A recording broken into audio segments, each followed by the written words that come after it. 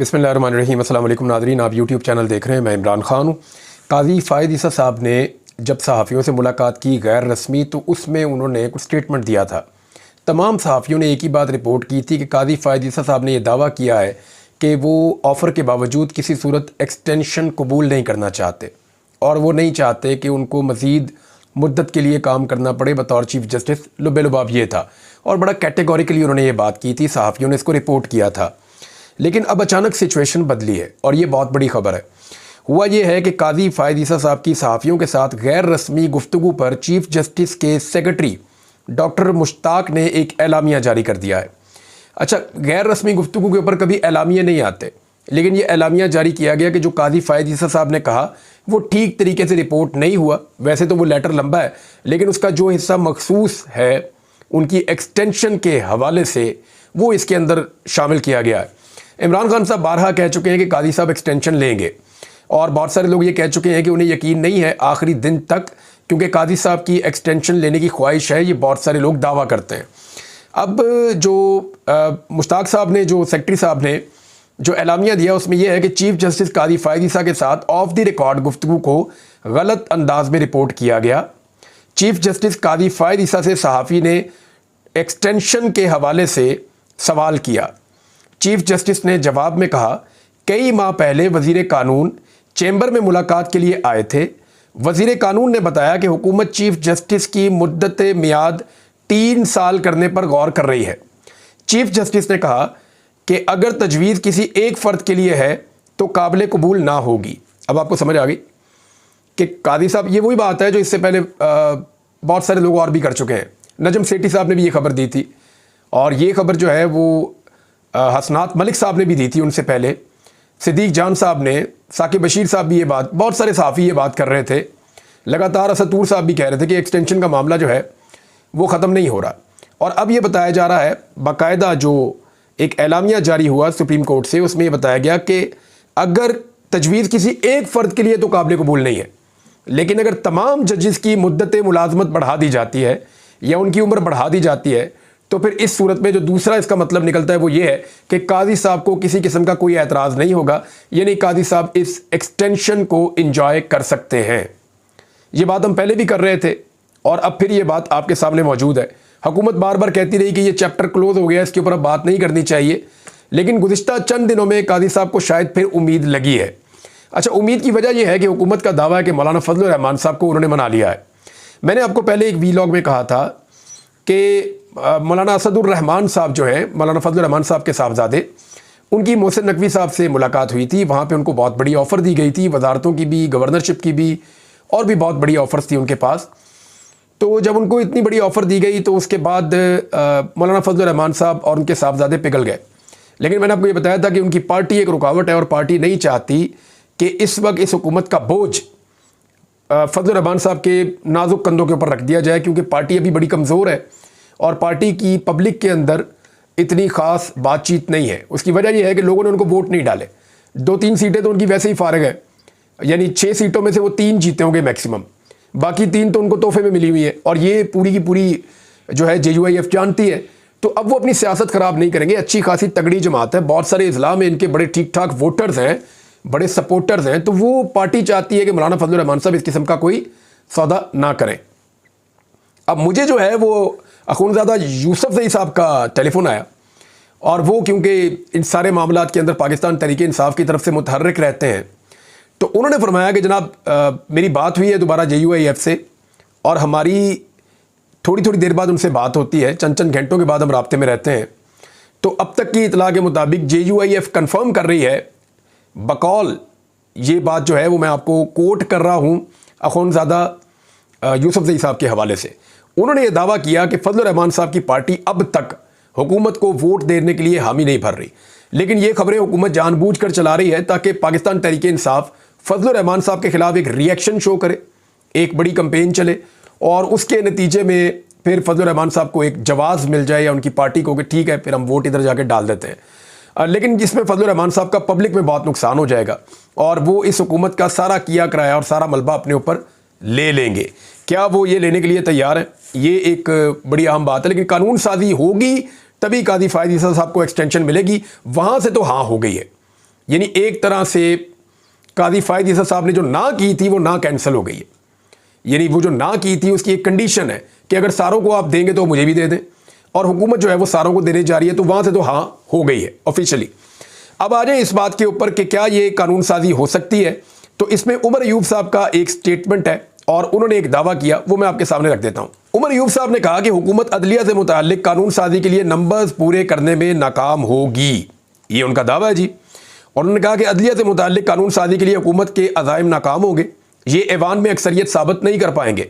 देखें इस वक्त 214 नंबर है हुकूमत के पास, और पाकिस्तान तहरीक इंसाफ के जो आज़ाद उम्मीदवार हैं उनमें से अगर काफ़ी सारे तोड़ भी लिए तो फिर भी वो इतने ही तोड़ पाएंगे कि 2, 4, 5, फिर भी नंबर पूरे नहीं होते। फजलुर रहमान साहब के 8 लोगों की इनको ज़रूरत रहेगी। फजलुर रहमान साहब के 8 लोग अगर मिल जाते हैं और पाकिस्तान तहरीक इंसाफ के फिर भी इनको 2-3 तोड़ने पड़ते हैं, तो ये एक डिफरेंट सिचुएशन आ जाएगी और उसमें वो अपना 224 का फिगर पूरा कर लेंगे। लेकिन सेनेट में ये कभी भी अपने नंबर पूरे नहीं कर सकते जब तक कि फजलुर रहमान साहब अपनी पूरी स्ट्रेंथ के साथ इनके साथ अपने तमाम सेनेटर्स शामिल ना कर लें। अब शायद इसी बुनियाद पे उमर अयूब साहब ये कह रहे हैं कि इमरान खान ने सियासी जमातों से बातचीत के लिए महमूद अचकज़ई को इख्तियार दे रखा है, वो जिससे भी चाहें मुज़ाकरात कर सकते हैं। और उन्होंने कहा जी कि अदलिया से मुताल्लिक कानून साजी के लिए हुकूमत के अज़ाइम नाकाम होंगे, ये ऐवान में अक्सरियत साबित नहीं कर सकेंगे। अच्छा, ये तो उनका स्टेटमेंट है, लेकिन इमरान खान साहब ने भी आज एक स्टेटमेंट दिया और वो बड़ा इंपॉर्टेंट स्टेटमेंट है। मैंने आपको पिछले व्लॉग में, क्योंकि जो अली अमीन गंडापुर साहब के साथ हुआ और जो उन्होंने अपने साथियों को बताया और जो मेरी उनसे बातचीत हुई और मैंने सारी तफसीलात उनसे ली, वो एज इट इज़ मैंने आपको बता दी थी कि एक्चुअली उन्होंने कितना बताया। और जो मेरे पास इंफॉर्मेशन है उसके मुताबिक अली अमीन गंडापुर साहब ने बड़ी जिम्मेदारी का मुजाहरा करते हुए बहुत सारी चीज़ें जो वो बता सकते थे उन्होंने नहीं बताई, लेकिन उन्होंने वो चीज़ें बताई जो उनके मौक़िफ़ के लिए और उनके लीडर के पॉइंट ऑफ व्यू के साथ मुताबिकत रखती हैं। यानी उन्होंने कहा कि मैं एक कदम पीछे नहीं हटूंगा, 1 इंच पीछे नहीं हटूंगा, मेरा मौक़िफ़ जो है वही है, हम अपने लीडर की आज़ादी के लिए पूरी आवाज़ उठाएंगे, हम लाहौर में जलसा भी करेंगे, इमरान खान ने मना किया तो एस्टेब्लिशमेंट से अब कोई बातचीत नहीं होगी। यानी वो इमरान खान के मौक़िफ़ पे खड़े हुए थे अली अमीन गंडापुर।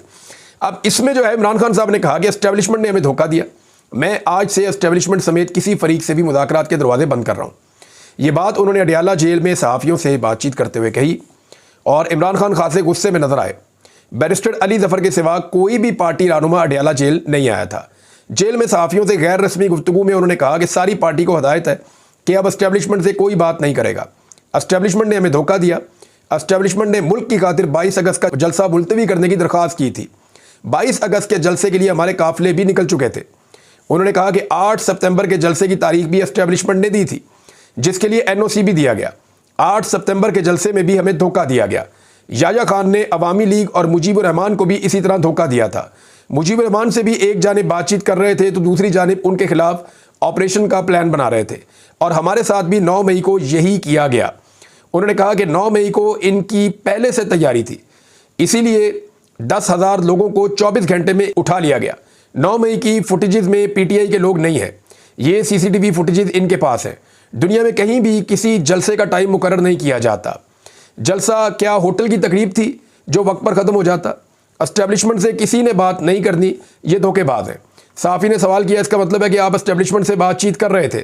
उस पर उन्होंने कहा कि मैंने बातचीत की इजाज़त दे रखी थी।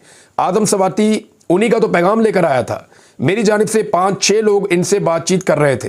पहले कभी बातचीत के दरवाजे बंद नहीं किए, आज ये दरवाजे बंद कर रहा हूँ।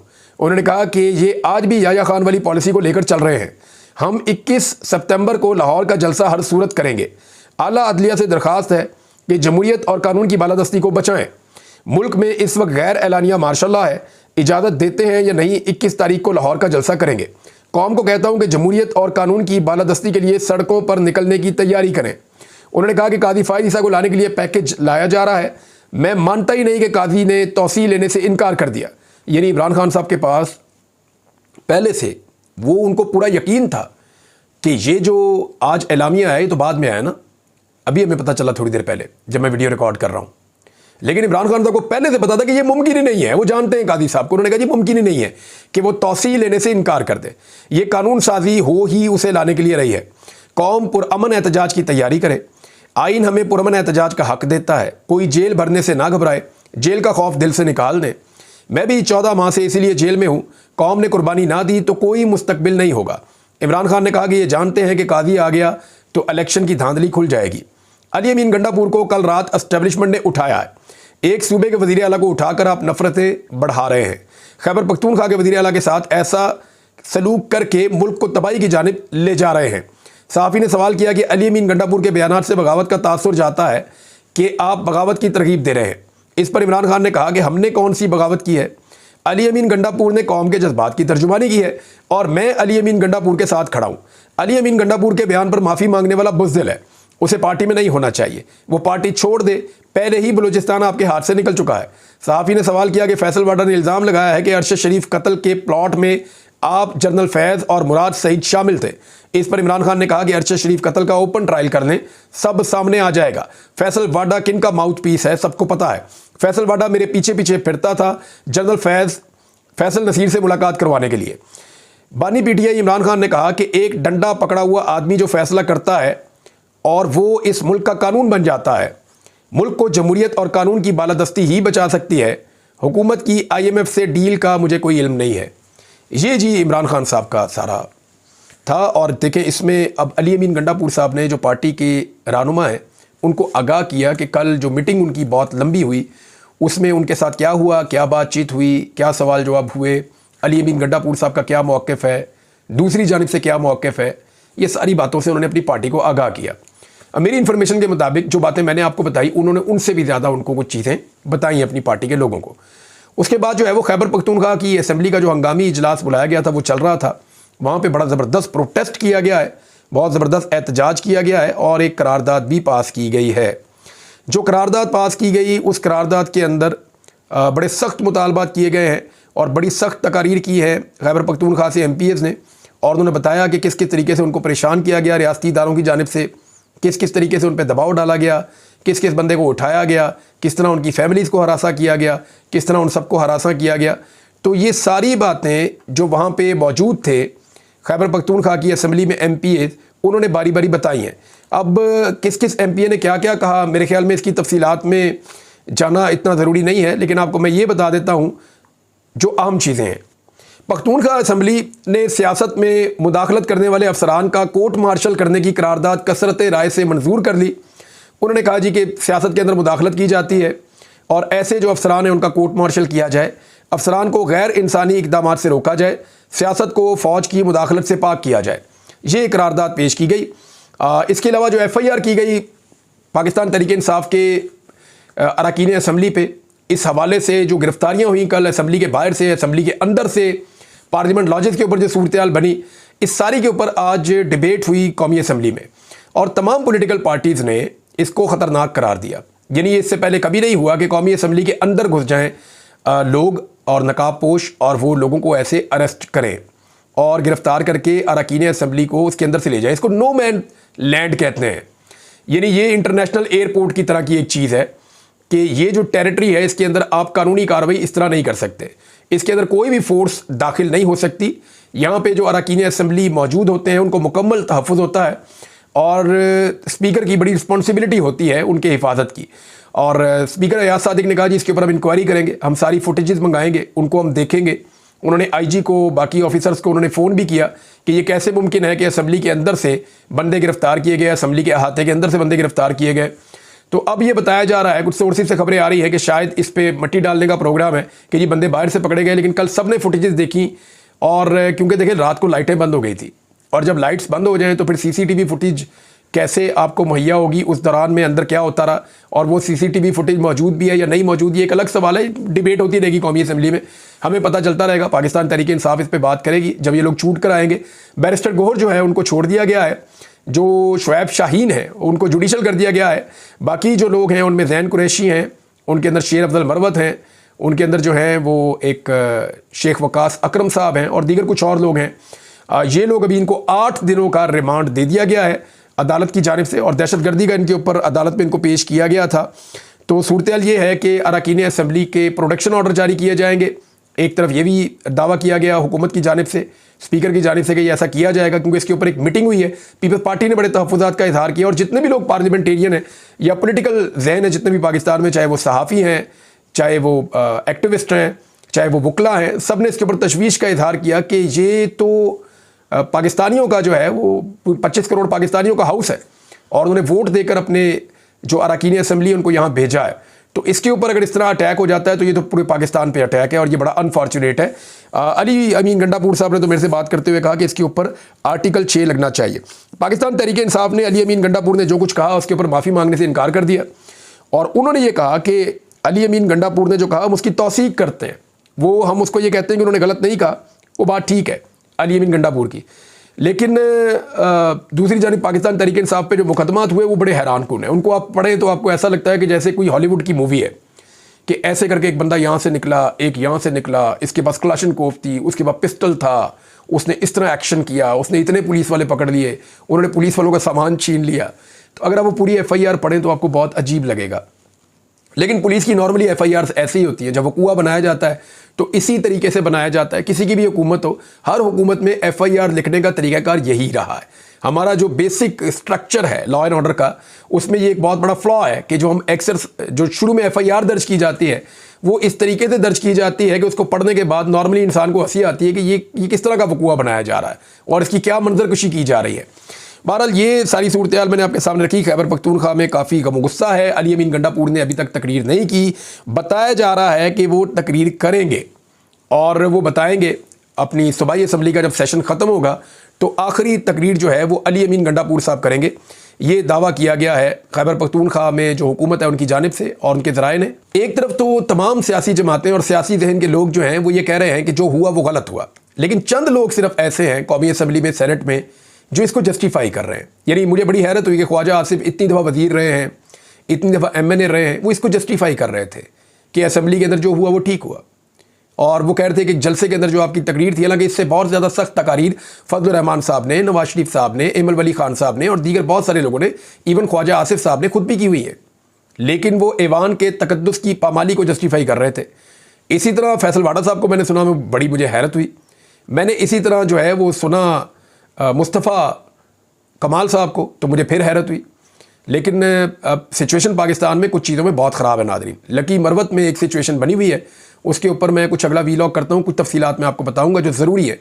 यानी जो इन्फॉर्मेशन बाहर आ चुकी है, पाकिस्तान के TV चैनल्स पे भी वो डिस्कस हो रही है, वो इन्फॉर्मेशन मैं आपको बताऊँगा नेक्स्ट वीलॉग में। अब तक ले इतने, अपना ख्याल रखिएगा, अपने चैनल का भी। अल्लाह हाफ़िज़।